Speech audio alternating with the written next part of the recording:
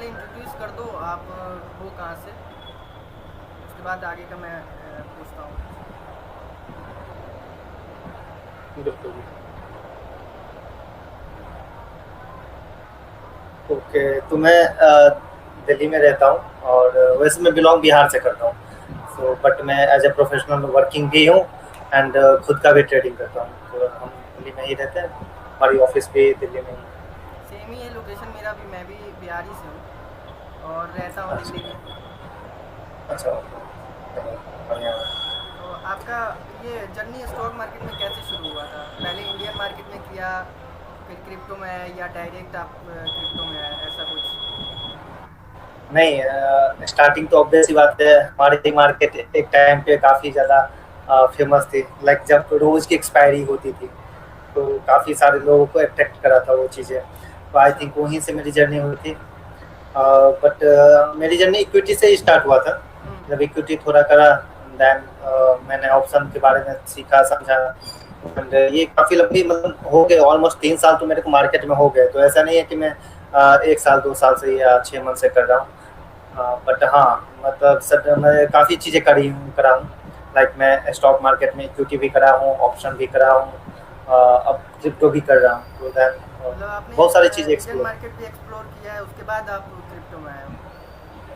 हाँ हाँ, मैं इंडियन मार्केट में ही करता था, मैं क्रिप्टो नया ही ज्वाइन करा हूँ, मतलब हाँ, ये बोल सकते हो। तो इस बीच आपकी जर्नी कैसी रही? आप मतलब लॉस में रहे, या स्टार्टिंग से ही आपने प्रॉफिट करना शुरू कर दिया, ऐसा कुछ? देखो देखो चीज़ें क्या होती हैं, आई थिंक मेरे पर्सपेक्टिव से ह्यूमन साइकोलॉजी सेम ही है। जहाँ पे बंदे लोग जाते हैं, सिर्फ सबकी साइकोलॉजी सेम ही होती है। तो आप कहीं भी सीखो, मतलब वो डजेंट मैटर। मेरे को लगता है कि स्टॉक मार्केट एक ऐसी चीज़ है, ऑल द मार्केट, चाहे स्टॉक मार्केट में बोल रहा हूँ, मतलब चाहे वो फॉरेक्स हो, क्रिप्टो हो, कुछ भी हो, ये जो सारी सर्कल है, तो आप कहीं कहीं से भी सीखोगे ना एक चीज़, वो ये स्ट्रेटजी कैंडलस्टिक या जो भी है, तो वो हर मतलब हर इंडेक्स में, हर सेक्टर में वो काम आएंगे।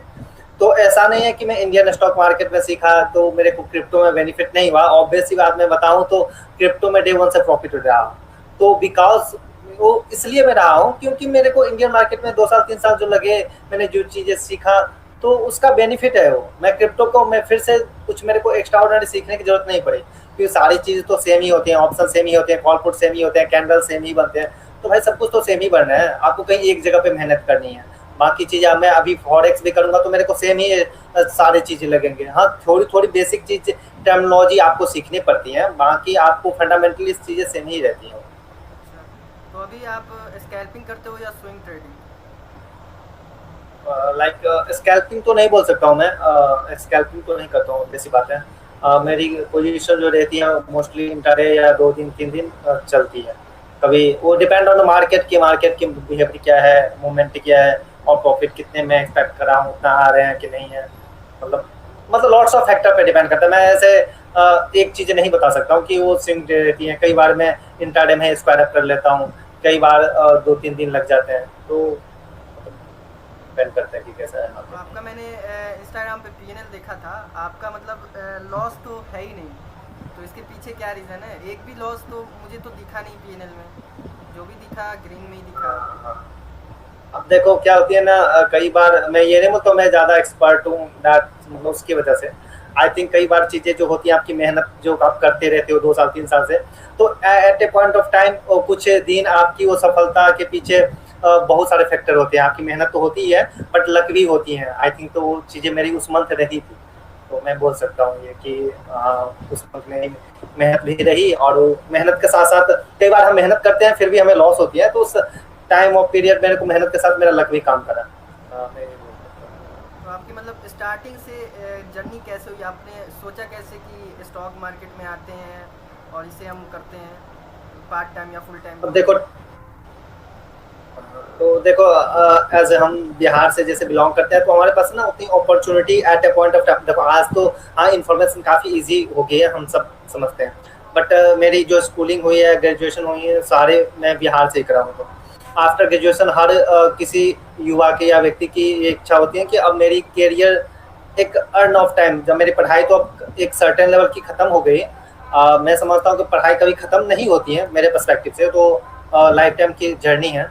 बट आप एक पॉइंट ऑफ टाइम ही अपने फैमिली के पैसों से या कुछ भी कर सकते हो, लाइक मतलब एजुकेशन भी एक सर्टेन पे, आप एक सर्टेन एज पे आपको दिखाना पड़ेगा फैमिली को भी कि यार अब मैं अर्न करूंगा, या आपके पेरेंट्स भी आप पे होते हैं ना, भरोसे करते हैं कि 20 साल 25 साल किसी बच्चे को पढ़ाए हैं, तो उनकी भी एक्सपेक्टेशन होती है कि अब वो कमा के देंगे घर में return.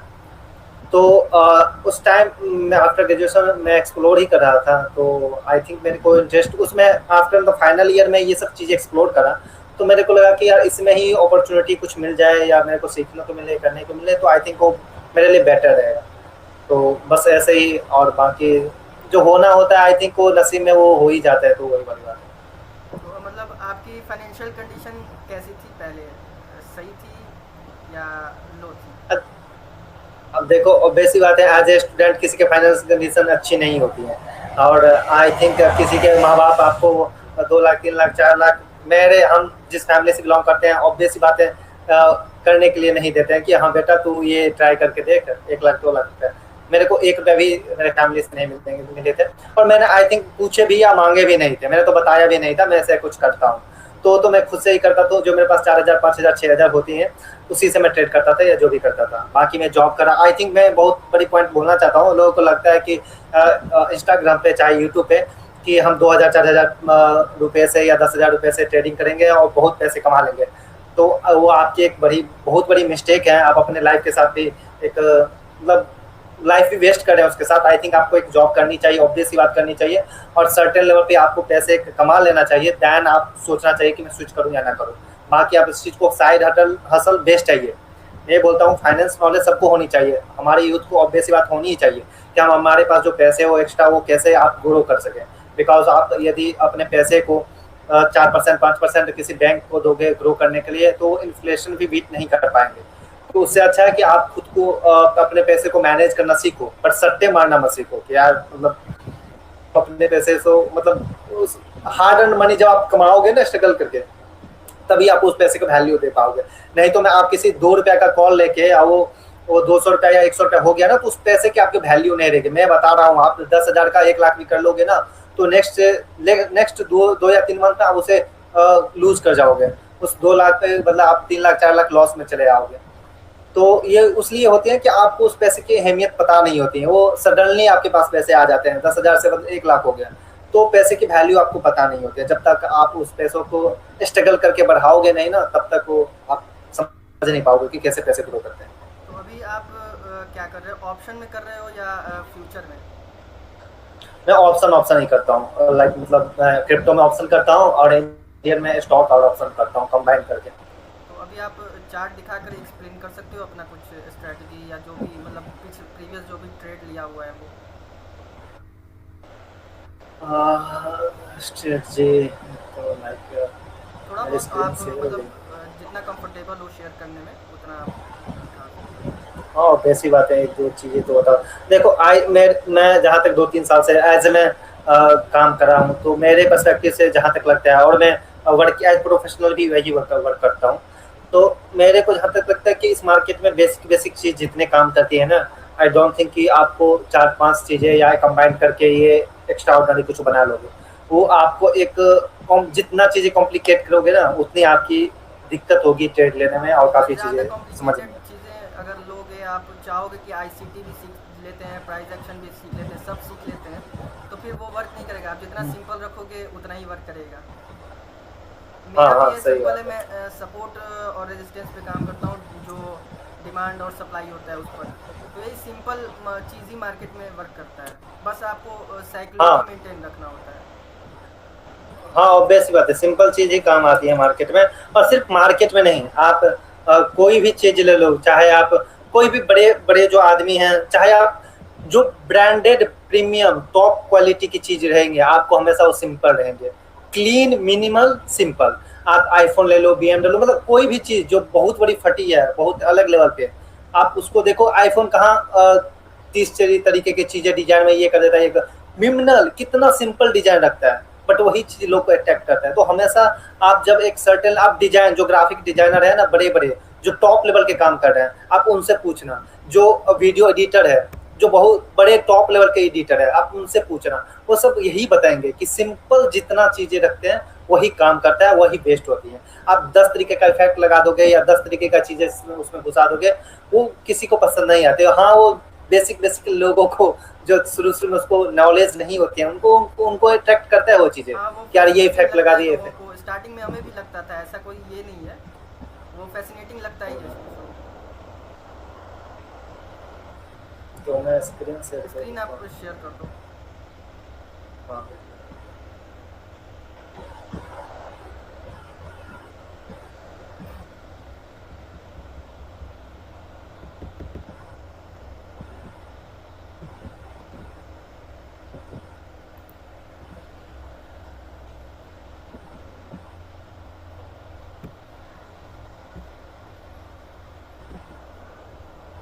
I think screen share हो रहा है ना?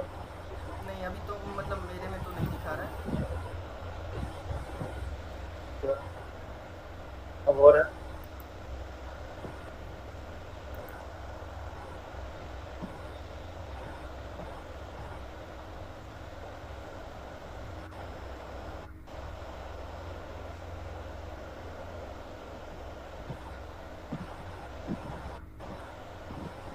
आई थिंक अब हो रहा है ना?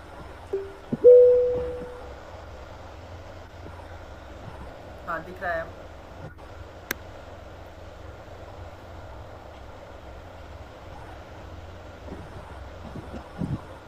मैं यदि लॉन्ग टर्म के लिए या मतलब स्विंग ट्रेडिंग के लिए कभी आप जाते हो तो आई थिंक मेरे को 200 EMA बेस्ट लगता है। हाँ, मैं काफ़ी उस पर, हाँ, वो एक अच्छा सपोर्ट का काम करता है। और कभी भी एक इंडिकेटर, हम पता है कहाँ पे लोग जो कंफ्यूज होते हैं या उनके इंडिकेटर काम नहीं करते हैं, उसके पीछे सबसे बड़ा रीजन ये है कि लोगों को लगता है कि इंडिकेटर ये बताता है कि यहाँ से बाय करनी होती है, यहाँ से सेल करनी होती है। बल्कि हम इंडिकेटर या कोई जो पैटर्न होते हैं उसका कभी समझने की कोशिश, उसके पीछे की लॉजिक समझने की कोशिश नहीं करते हैं, या उसका जो वो बताना क्या चाह रहा है उसके हम पीछे कभी जाते नहीं। लाइक कभी भी इंडिकेटर हमें ये नहीं बताते कि यहाँ से ये ऊपर जाएगा या नीचे जाएगा, बल्कि एक सपोर्ट भी हमें ये नहीं बताता है कि यहाँ से बाइंग करना है, बल्कि सपोर्ट ये बताता है कि यहाँ मार्केट रुकेगी। अब मार्केट यहाँ पे रुकेगी उसका मतलब ये नहीं है कि यहाँ से ऊपर ही जा, मार्केट वहाँ पे रुक के नीचे भी जा सकते हैं। तो वहाँ पे हमें एक कुछ ऐसा फाइंड करना होता है या कुछ ऐसा ढूंढना होता है कि हमें वहाँ पे पैटर्न, एक्चुअल पैटर्न हमें वहीं पे ढूंढना होता है कि हाँ, यहाँ से मार्केट क्या कोई बुलिश पैटर्न दिख रहा है कि नहीं। बल्कि हमें सपोर्ट पे आके बाय नहीं करना होता है और रेजिस्टेंस पे जाके हमें सेल करना नहीं होता है। यहीं पे सबसे मोस्टली जो पैसा आदमी लूज करता है, उसे लगता है कि यार सपोर्ट पे आ गया ना तो हम इसे बाय कर लेते हैं, क्योंकि सपोर्ट से तो बाय ही मतलब ऊपर ही जाएगा। बट वहाँ पे लोग ट्रैप होते हैं मोस्टली सपोर्ट और वहाँ पर से क्या चांसेस है कि ऊपर जाएगा या क्या चांसेस है कि नीचे जाएगा, रीजन फाइंड करना होता है ना।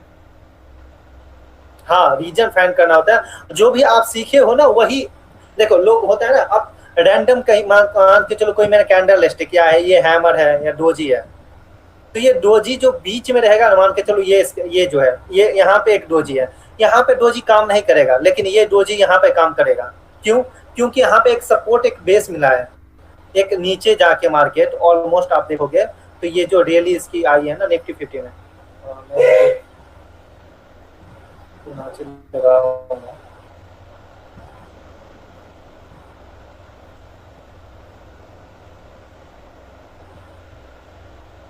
तो देखो मार्केट को एक यहाँ से ये जोन जो है 24,200 से लेके ऑलमोस्ट 24,300 350, ये एक सपोर्ट जोन है।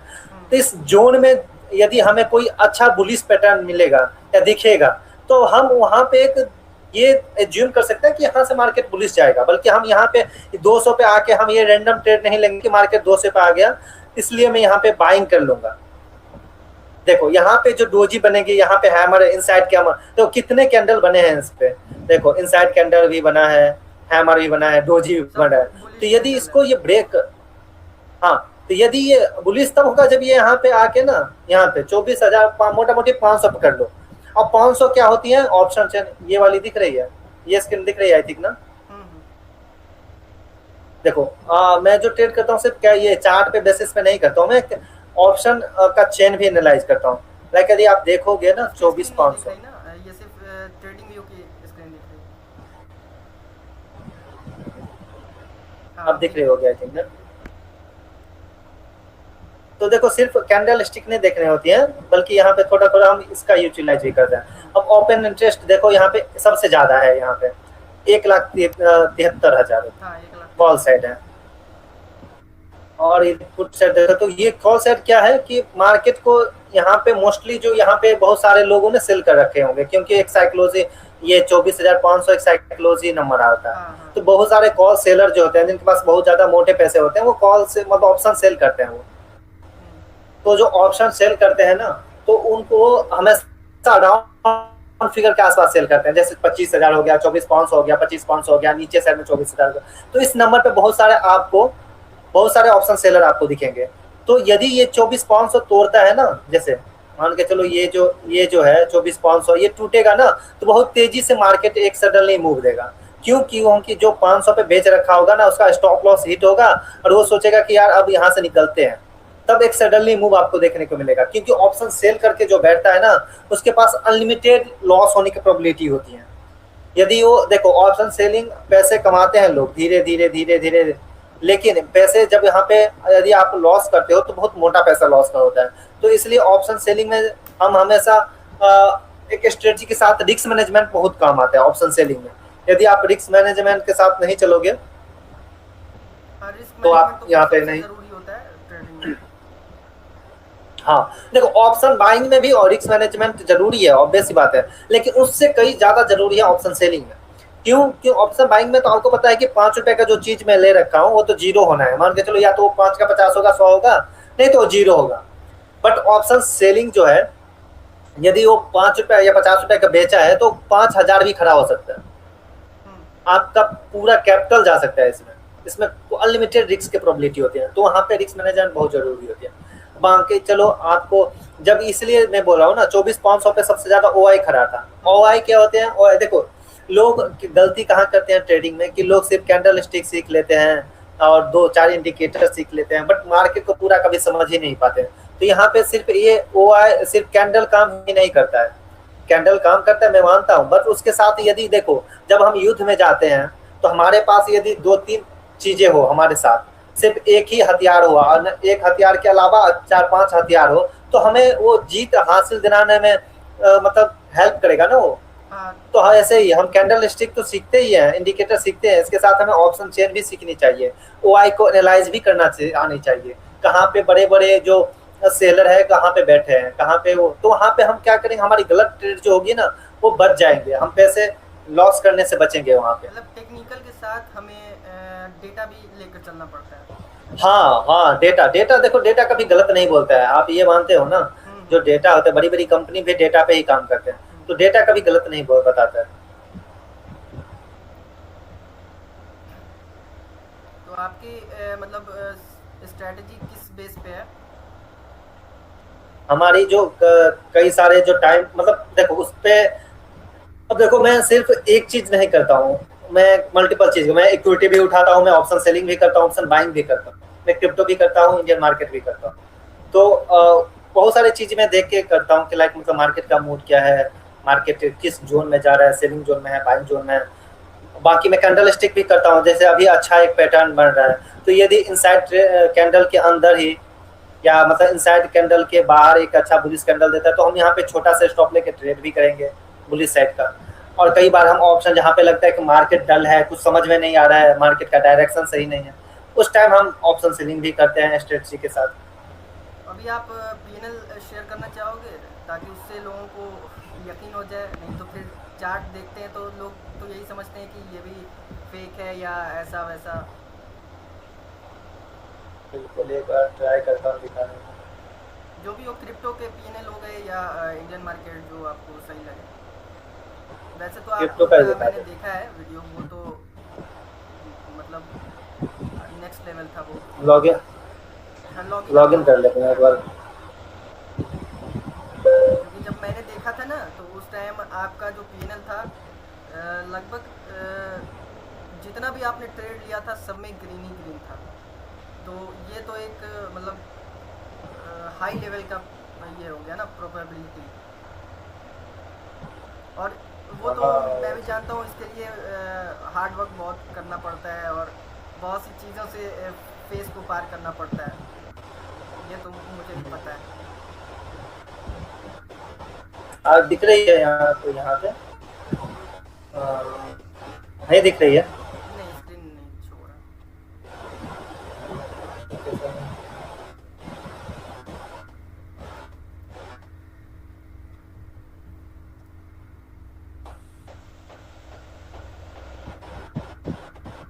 अब दिख रहा है। हाँ, शो रहा है। तो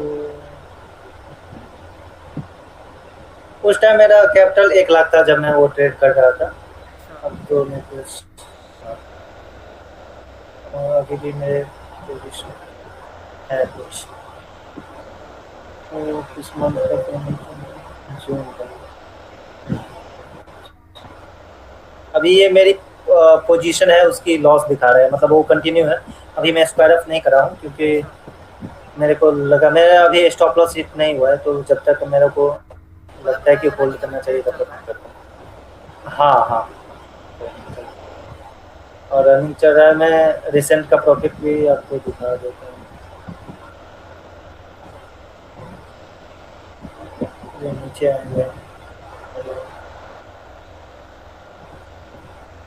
ये कल का प्रॉफिट था 3000 के राउंड, मतलब 3000 नहीं हुआ, ये 1800 या 1500 पता नहीं कितना, 2.59 यानी कि 2600 रुपये के आसपास।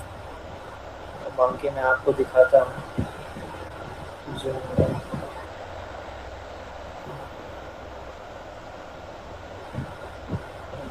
जुलाई अच्छा गया नहीं था इतना मेरा अच्छा, क्योंकि देखो ट्रेडिंग है और ये मैं ट्रेडिंग में मानता हूँ, खुद भी एक्सेप्ट करता हूँ काफ़ी प्राउडली कि यार देखो ये ट्रेडिंग में हम कभी इस चीज़ को, ये जॉब नहीं है जो हमेशा, जॉब में क्या होता है हमें एक सर्टेन अमाउंट पता है कि भाई मिलेगा मिलेगा। हम्म। ये ट्रेडिंग है, इसमें काफ़ी सारे फैक्टर काम करते हैं, तो हर मंथ सेम नहीं है कि अच्छा ही जाएगा आपका, कई मंथ अच्छा जाता है, कोई लेकिन मंथ बुरा ओवरऑल जाता है। आपको तो ये ईयर एंड में आपको ग्रीन में निकलना है। ये अगर प्रॉफिटेबल ट्रेडर का एग्जांपल दिया जाए तो ईयर एंड में निकलना चाहिए, है ना। हाँ हाँ ये आपका 65 के बना था, है ना। इसमें आपका हाँ, इनिशियल मतलब कैपिटल कितना था, आपने कितना डिपॉजिट किया था।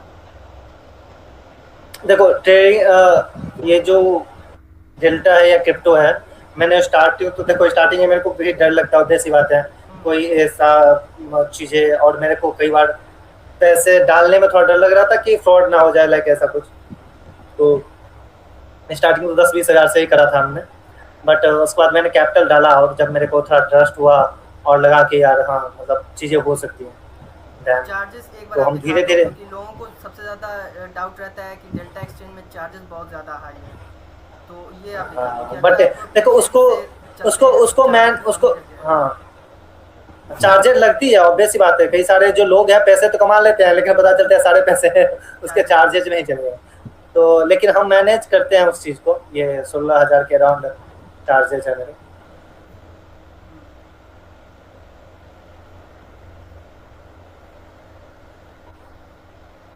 अगर आप पेशेंस के साथ और ओवर ट्रेड नहीं करते हैं तो चार्जेस भी कुछ नहीं लगेंगे, कम ही लगेंगे। 2-3 चीज़ है जो देखो, मैं बिफोर क्रिप्टो स्टार्टिंग करने से पहले काफ़ी चीज़ें एनालाइज किया था कि देखो हम ऐसे ही, हम बिना आधा अधूरे नॉलेज के किसी चीज़ में कूद जाना, तो वही पैसे गंवाने की सबसे बड़ी चांस होती है। तो हमने एनालाइज किया था कि जहाँ पे डेल्टा में जो चार्ज की ये होती है ना, ऑप्शन प्रीमियम के हिसाब से वो कैलकुलेट होते हैं, तो हम ऐड द मनी चीज़ें नहीं करते, हम जितना चाहते हैं कि छोटी छोटी प्रीमियम को हम खा सके या उसमें कुछ स्ट्रेटजी बिल्ड कर सके, वो बेटर है, क्योंकि हमें चार्ज भी बचाना है ना। मान के चलो 1 लाख प्रॉफिट तो मैंने कर लिया और मेरे 1 लाख चार्ज में ही चले गए, तो मैं कौन सा तीर मार लिया, तो मैं जीरो में बैठा हूँ, तो क्या मतलब फिर उतनी मेहनत लेने का, रिस्क लेने का, सब कुछ लेने का। तो हमें तो पैसे बचाने हैं ना।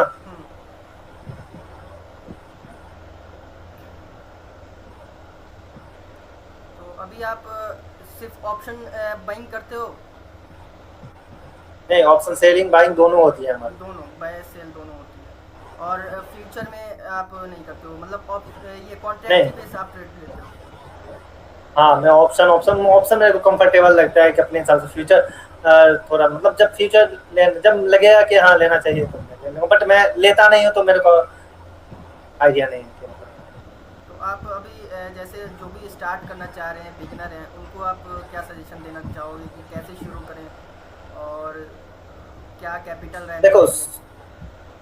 मेरे पास कई सारे मैसेज आते हैं इंस्टाग्राम पे कि मेरे को तो कई सारे ये लोग बोलते हैं कि आप भैया ये काम करो, या मतलब मोस्टली कि मेरे को ना कोई ऐसा स्ट्रेटजी बता दो ना जिसमें 2000 1000 रोज बन जाए मेरे को। ये सही है, ये चीजें एक भाई ये इम्पॉसिबल है ना, कैसे बता दूंगा कि 1000 2000 रोज हो हाँ, जाए। वो सब भाई तो तब मुझे भी तो आता मतलब है कि आप ये कर दो, ये बता दो, वो सब तो आता है। ऐसी स्ट्रेटजी बता दो जिसकी एक्यूरेसी 90% हो, तो ये सब तो आता है। हाँ, तो बट मैं यही बोलना चाहूंगा कि यार इस मार्केट में आ रहे हो तो, या इसमें करियर बनाने आ रहे हो, या देखो 50,000 25,000 कमाने आ रहे हो, तब तो कोई बात नहीं, तब तो इतना कुछ मत ही सोचो, क्योंकि यहाँ पे तब तो 1 2 3 4 5 करके भी कोई स्टॉक या कोई ऑप्शन लेगो तो उसमें भी पैसे बन जाएंगे। बट लॉन्ग टर्म के लिए आ रहे हो तो तुम्हारा मोटिव स्टार्टिंग में तो एटलीस्ट नहीं होने चाहिए कि हमें पैसे कमाने हैं, 10,000 5,000 यहाँ से निकाले, या कोई मोस्टली जो स्टूडेंट गलती करते हैं, जो बिगनर गलती करते हैं ना, कोई एक ऐसा खर्चा, चाहे कॉलेज फी हो या अपने पार्टी फी हो या जिम फी हो, इसे निकालना चाहते हैं, तो एक माइंड में बर्डन हो जाती है। आई थिंक वो सबसे बड़ी मिस्टेक है कि आप यदि अपने घर का एक्सपेंस या कुछ भी ऐसा जो इसके साथ इन्वॉल्व कर देते हो कि मैं यहाँ से पैसे खर्चे निकाल लूंगा, तो आप समझो कि आप गलत ट्रैक पे जा रहे हो, फिर आपको यहाँ पे पैसे लॉस करने की प्रोबेबिलिटी बढ़ जाती है। तो इंटेंशन हमेशा अच्छा रखो, सीखने का रखो। देखो पैसा आ जाएंगे, आज नहीं कल आएंगे, 2 4 दिन 5 दिन 1 साल 2 साल बाद आएंगे, but at of the end कभी ना कभी एक ऐसा फेज आएगा जब आपको लगेगा कि हाँ पैसे अब तो कम आ रहे हैं।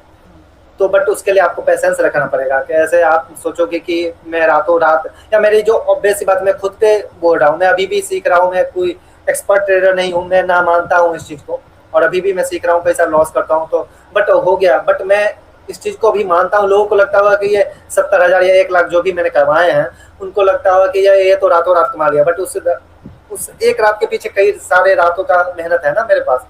2 साल 3 साल का स्ट्रगल करा हूँ मैं ना, तो एक रात की मेहनत नहीं है भाई, वो एक रात में आपको दिखती है, बट वो कई सारे रातों की मेहनत है। अब वो तो है खैर कि इतना आसान नहीं होता है वो। मेहनत करने के बाद लोगों को लगता है कि इजी है सब चीज़, मतलब करने के बाद लगता है कि हाँ इसने 3 साल दिए या 2 साल दिए तो मतलब स्टार्टिंग से ही ये प्रॉफिटेबल था, लेकिन ऐसा नहीं होता है। मार्केट में बहुत स्ट्रगल फेस करना पड़ता है, ये तो हाँ, crypto I think crypto trading करते हो तो आपको थोड़ी देखो थोड़ी टेक्निकलिटी, थोड़ी डेटा पे काम करना पड़ेगा, क्योंकि यहाँ पे लॉट्स ऑफ फैक्टर काम करते हैं। टैक्स पे हमारी कुछ अच्छी खासी गवर्नमेंट अभी तक कुछ करा नहीं है। और आई थिंक मैं यहाँ से एक बड़ी बात बोलना चाह रहा हूँ, क्रिप्टो में अभी वैसे मतलब बहुत ईजी है बनाना, बहुत ईजी है। वो तो तो है। अब पता नहीं वो कब तक रहेगी। आई थिंक अभी एक अच्छा अपॉर्चुनिटी है, जब तक बन जाए बन जाए। मेरे को तो लगता है कि यार इन फ्यूचर बने या ना बने, तो क्योंकि अभी वहाँ पे कुछ यहाँ पे एक अच्छी चीज है कि अभी गवर्नमेंट भी इस पर टैक्स नहीं ले। हाँ, बहुत सारे लोग कंफ्यूजन होते हैं कि टैक्स के रिगार्डिंग क्रिप्टो पे कैसे क्या लगता है, तो उसको मैं भी यहाँ पे क्लियरफाई कर दूं कि आपको क्रिप्टो पे अकॉर्डिंग टू स्लैब टैक्स लगते हैं। लाइक आप यदि ऑप्शन और फ्यूचर करते हो तो आपकी जो टैक्स जाएगी वो आफ्टर 12 लाख के बाद ही जो स्लैब में आप आओगे उस हिसाब से लगेंगे। आपको फ्लैट 30% नहीं लगते हैं। हाँ, यदि आप एक्सपोर्ट उठाते हो क्रिप्टो जैसे आप डायरेक्टली ट्रेड, इन्वेस्टमेंट करते हो उसमें लगेंगे ना 30%?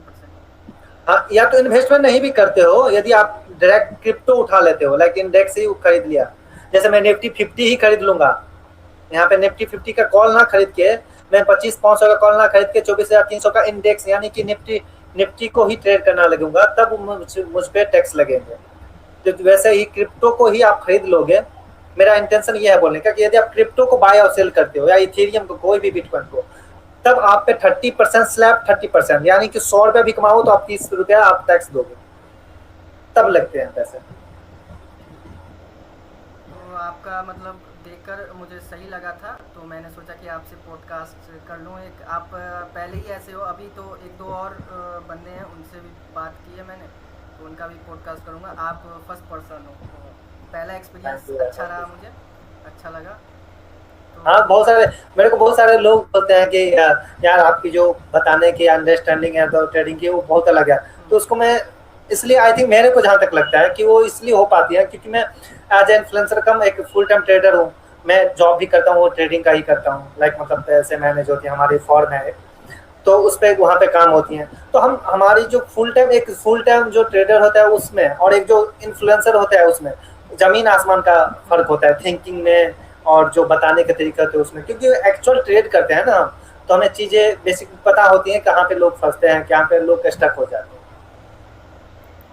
तो अभी आपका कोई प्लान है जैसे फॉरेक्स में करना है, प्रॉप फर्म इंडस्ट्री में जाना है, ऐसा कुछ?